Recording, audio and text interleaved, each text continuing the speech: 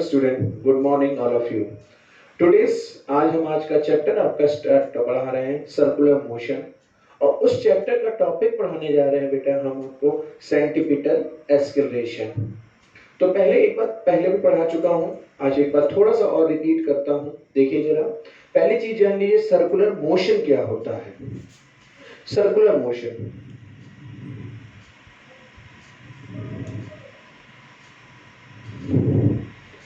जब कोई पार्टिकल किसी पॉइंट को, ये कोई मान लीजिए यहां पर पार्टिकल है आपका कौन, पी नॉट या पी नॉट, ये कोई पार्टिकल है और इस पॉइंट को ये सेंटर मानकर कांस्टेंट स्पीड से सर्कुलर पाथ पर अगर मोशन करता है तो that is called your uniform circular motion. उसे फिर हम यहां पर क्या कहते हैं, यूनिफॉर्म सर्कुलर मोशन कहते हैं। जब कोई पार्टिकल किसी पॉइंट को सेंटर मानकर सर्कुलर पाथ पर कांस्टेंट स्पीड से क्या करता है, मोशन करता है, तब वो मोशन हमारा क्या कहलाता है, यूनिफॉर्म सर्कुलर मोशन कहलाता है। जब कोई पार्टिकल किसी पॉइंट को सेंटर मानकर सर्कुलर पाथ पर कांस्टेंट स्पीड से क्या करे, मोशन करे, तो that motion is called uniform circular motion. यहां पर इसकी स्पीड तो कांस्टेंट रहती है, लेकिन इसका डायरेक्शन लगातार क्या होता है, चेंज होता है। स्पीड तो कांस्टेंट रहती है, लेकिन डायरेक्शन लगातार क्या होता है बेटा, चेंज होता है। और डायरेक्शन चेंज होने से वेलोसिटी चेंज हो जाती है, और जब वेलोसिटी चेंज होती है तो वेलोसिटी चेंज होने से एक एस्केलेशन प्रोड्यूस हो जाता है, और वो एस्केलेशन किधर लगता है, सेंटर की तरफ लगता है, तो उसे फिर हम लोग यहां पर क्या कहते हैं, सेंटीपिटल एक्सेलरेशन कहते हैं। फिर से देखना, अच्छी तरीके से समझिएगा कि जब कोई पार्टिकल ने किसी को सेंटर माना और कांस्टेंट स्पीड से सर्कुलर पाथ पर क्या करे, मोशन करे, तो that motion is called your uniform circular motion. Speed तो कांस्टेंट रहती है, मैग्नीट्यूड तो कांस्टेंट रहता है, लेकिन लगातार डायरेक्शन क्या होता है बेटा, हमारा चेंज होता रहता है। डायरेक्शन लगातार क्या होता है, चेंज होता है, और डायरेक्शन चेंज होने से वेलोसिटी चेंज होती है, और वेलोसिटी चेंज होने से उसमें एक एस्केलेशन प्रोड्यूस होता है, और वो एस्केलेशन किधर लगता है, हमारा सेंटर की तरफ लगता है। तो उस एस्केलेशन को हम लोग यहाँ पर क्या कहते हैं, सेंटीपिटल एक्सेलरेशन कहते हैं। और जो ये वेलोसिटी होती है पार्टिकल की, उसको हम किस पर दिखाते हैं, उसके टेंजेंट पर दिखाते हैं।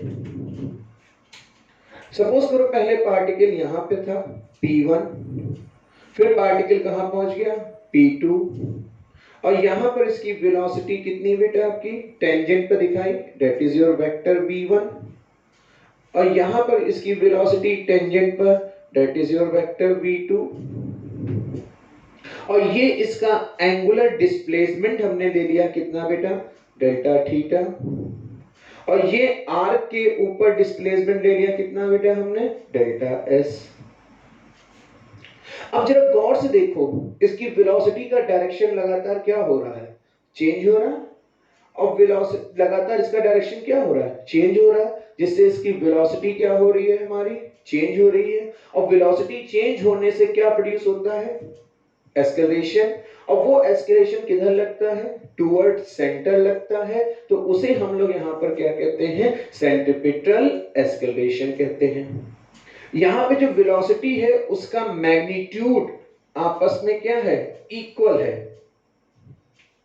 अब मैग्नीट्यूड हमने कितना मान लिया, v, मैग्नीट्यूड इक्वल है, पर डायरेक्शन चेंज है, और डायरेक्शन चेंज होने से क्या प्रोड्यूस हो रहा है, एस्केलेशन प्रोड्यूस हो रहा है, जो किधर लग रहा है, हमारा सेंटर की तरफ, उसे हम क्या कहते हैं, सेंटीपिटल एस्केलेशन कहते हैं। अब यहीं से देखो फिर से कि ये पार्टिकल की वेलोसिटी पहले एक इधर लगी ये, और एक ये इधर लगी, देखो डायरेक्शन चेंज हो गया, यह देखो यहाँ पे पहले वेलोसिटी का ये, फिर ये, तो यही हमने दिखाया, पहले इसकी वेलोसिटी इस डायरेक्शन में और फिर वेलोसिटी इस डायरेक्शन में है। और ये वेलोसिटी कौन सी हो गई आपकी, वेक्टर v1, और ये वेलोसिटी कौन सी हो गई, वेक्टर v2, और यहां से ये इनका डिस्प्लेसमेंट ले लिया हमने कितना, vector v, delta vector v। देखो ये यहां से वेलोसिटी v1, ये वेलोसिटी v2, तो देखो ये v1 ये v2 हो गई, डायरेक्शन चेंज हो गई, और ये इनका डिस्प्लेसमेंट वेक्टर ले लिया कितना, डेल्टा v। कैसे, अकॉर्डिंग टू ट्रायंगल मेथड। याद होगा आपको ट्रायंगल मेथड मैंने पढ़ाया था, वेक्टर एडिशन का ट्रायंगल मेथड मैंने पढ़ाया था कि दो वेक्टर को उनकी एक साथ कॉन्स्टिट्यूटिव साइड पर लगाते हैं और जो उनका रिजल्टेंट आता है वो थर्ड साइड पर अपोजिट डायरेक्शन में आता है। तो देखो ये एक वेक्टर v1 पहली साइड के ऊपर ट्रायंगल के, और ये डेल्टा v ये ट्रायंगल की दूसरी साइड के ऊपर। तो हम यहां से कह सकते हैं कि vector v1 plus delta v किसके बराबर, वेक्टर v2 के, कहां से, ट्रायंगल मेथड से, वेक्टर एडिशन के ये ट्रायंगल मेथड से आया। जब उसमें वेक्टर एडिशन में ट्रायंगल मेथड में पढ़ाया था कि दो वेक्टर अगर सेम डायरेक्शन में होते हैं, उनको ट्रायंगल की दो साइड्स पे रिप्रेजेंट करते हैं, तो थर्ड साइड पे उनका रिजल्टेंट आता है इन द अपोजिट डायरेक्शन। तो ये थर्ड साइड पे देखो इनका क्या आ रहा है, रिजल्टेंट आ रहा है। तो अब यहां से क्या बन जाएगा, डेल्टा v इक्वल्स टू किसके बराबर, v2 माइनस v1 के, और डेल्टा v किसके बराबर है, vector v2 minus vector v1 के बराबर है। तो इसका मतलब डेल्टा v यहां पर क्या हो गया, डिस्प्लेसमेंट वेक्टर हो गया। ओके, अब यहां पर एंगल कितना है, डेल्टा थीटा, तो ऑब्वियसली ये वाला एंगल भी आप लोगों का कितना होगा, डेल्टा थीटा। अब दिमाग में बात आती है कि सर ये एंगल डेल्टा थीटा कैसे हो गया। तो जब दो लाइनों के बीच में कोई एंगल बनता है तो उनके ऊपर ये परपेंडिकुलर लाइन है, देखो ये क्या है, v2, ये क्या है, v1, तो ये टेंजेंट है। और ये जो टेंजेंट है ये दोनों इसके ऊपर रेडियस के ऊपर कैसी है बेटा आपकी, परपेंडिकुलर। ये इसकी रेडियस r, ये भी इसकी रेडियस कितनी, r। तो दो लाइन के ऊपर जो परपेंडिकुलर लाइन होती है तो उनके बीच में भी वही एंगल बनता है जो दो लाइनों के बीच में एंगल बनता है। ये v2 और ये v1, इन दोनों लाइनों के ऊपर OP1 और OP2 के ऊपर क्या है, परपेंडिकुलर है, और दोनों लाइनों के बीच में एंगल कितना बन रहा है, डेल्टा थीटा बन रहा है। तो इन परपेंडिकुलर लाइंस के बीच में भी एंगल कितना बनेगा, डेल्टा थीटा बनेगा। ओके, दो लाइंस के ऊपर जो एंगल बनेगा उनकी परपेंडिकुलर लाइंस के बीच में भी वही एंगल बनता है। तो यहाँ कितना एंगल है, डेल्टा थीटा, तो यहाँ पर भी ये एंगल कितना हो जाएगा, डेल्टा थीटा हमारा एंगल हो जाएगा। क्लियर है यहाँ तक, इतना समझ आया।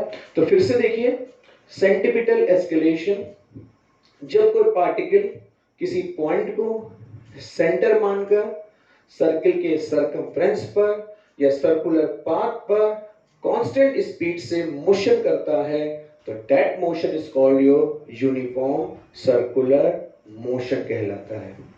उसकी स्पीड कांस्टेंट रहती है लेकिन उसका डायरेक्शन लगातार क्या होता है, चेंज होता है, और डायरेक्शन चेंज होने से वेलोसिटी चेंज हो जाती है, और वेलोसिटी चेंज होने से एस्केलेशन प्रोड्यूस होता है, और वो escalation always towards the centre लगता है।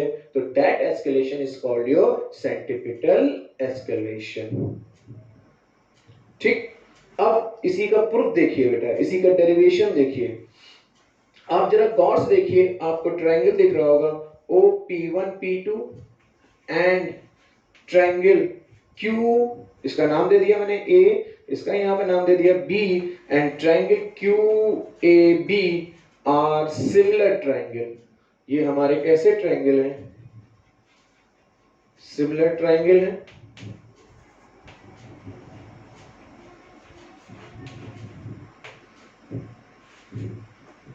जरा गौर से देखिए, आपको एक ट्रायंगल दिख रहा होगा O P one P two and triangle Q A B, दोनों आपस में कैसे हमारे सिमिलर ट्रायंगल हैं। और जब ट्रायंगल सिमिलर होते हैं तो उनकी करस्पॉन्डिंग साइड्स का रेशियो आपस में क्या होता है, इक्वल होता है। जब ट्रायंगल हमारे कैसे होते हैं, सिमिलर होते हैं, तो उनमें करस्पॉन्डिंग साइड्स का रेशियो आपस में क्या होता है, इक्वल होता है। तो करस्पॉन्डिंग साइड्स का ratio P1 P2 upon OP1 equals to AB upon QA। P1 P2 upon OP1 AB upon QA। Okay, अब OP1 P2 की वैल्यू यहां पर कितनी आई, डेल्टा S। अब दिमाग में बात आती होगी, सर ये तो आर्क है और ये आर्क को आप ट्रायंगल की साइड बना दे रहे हैं, कैसे? जरा इस चीज को देखिए कैसे बनाते हैं बेटा।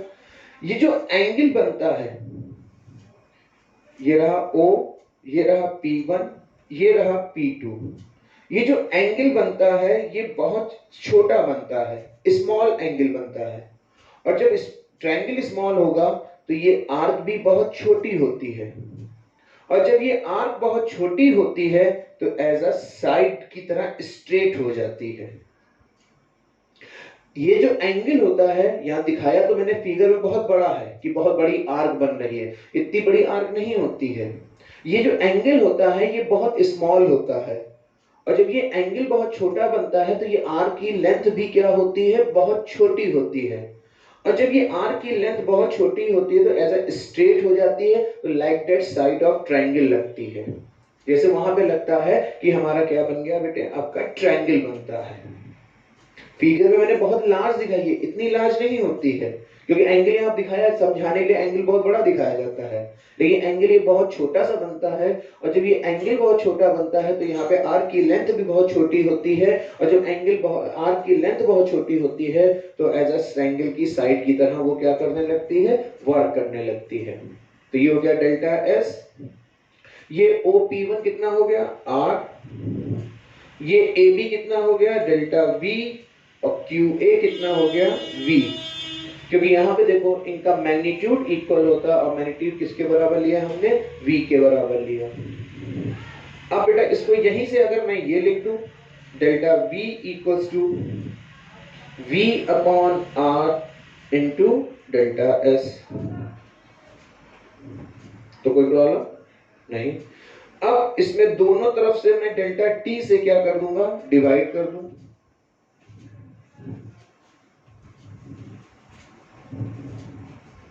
इसको दोनों तरफ से मैंने डेल्टा T से क्या किया, डिवाइड किया, तो ये बन गई इक्वेशन फर्स्ट। दोनों तरफ मैंने डेल्टा T से इसको क्या किया, डिवाइड किया, तो अब इक्वेशन बन गई delta V upon delta T equals to V by R into delta S upon delta T। हमारी क्या बन गई बेटा, इक्वेशन बन गई। अब delta T is infinitely very small. Delta T क्या है, हमारा बहुत बहुत छोटा है। Delta T is infinitely small. Delta T हमारा क्या है, बहुत बहुत क्या है, छोटा है। और जब डेल्टा T बहुत छोटा होता है तो यहां पर लग जाती है क्या बेटा आप लोग की limit, delta T tends to 0, delta V upon delta T equals to V upon R limit delta T tends to 0, delta S upon delta T।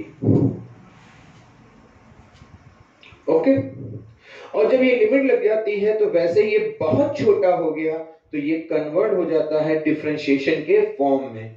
तो ये बन गया dv by dt equals to v by r, और ये convert हो गया किस में, बन गया v में।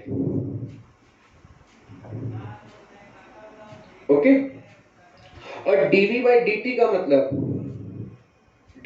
dv बाई dt का मतलब ये ds by dt सॉरी, और dv by dt का मतलब the rate of change of velocity is called escalation. तो ये क्या बन जाता है हमारा, एस्केलेशन बन जाता है। तो दैट इज योर a। और v by r और ds by dt क्या बन जाती है, v यानी velocity, the rate of change of displacement is called your velocity. और मल्टीप्लाई कर दीजिए तो बन जाता है a equals to v square upon r। a equals to v square upon r। a माने एस्केलेशन, v माने वेलोसिटी, r माने रेडियस। और ये एस्केलेशन कहां लगता है, सेंटर की तरफ लगता है, ऑलवेज टूवर्ड्स द सेंटर लगता है, इसलिए इसको हम क्या कहते हैं, सेंट्रीपिटल एस्केलेशन कहते हैं। और यहीं पर अगर फिर से इसी प्रूफ में बेटा हम रखते हैं v बराबर r ओमेगा, v माने लीनियर वेलोसिटी, ओमेगा माने एंगुलर वेलोसिटी, यानी relation between linear velocity and angular velocity, v equals to r omega कर दें और इसको यहां पुट अप करें तो अब क्या आ जाएगा, a बराबर r square omega square upon r, r से r एक पावर कैंसिल हो गई तो a बराबर r omega square. It is relation between centripetal escalation and angular velocity। Centripetal escalation और एंगुलर वेलोसिटी के बीच में क्या होता है, रिलेशन होता है। क्लियर हो गया, कोई प्रॉब्लम किसी को यहां तक, ओके ओके। तो इसके आगे का हम नेक्स्ट लेक्चर नेक्स्ट वीडियो में डिस्कस करते हैं। Okay, have a nice day, आगे देखते हैं।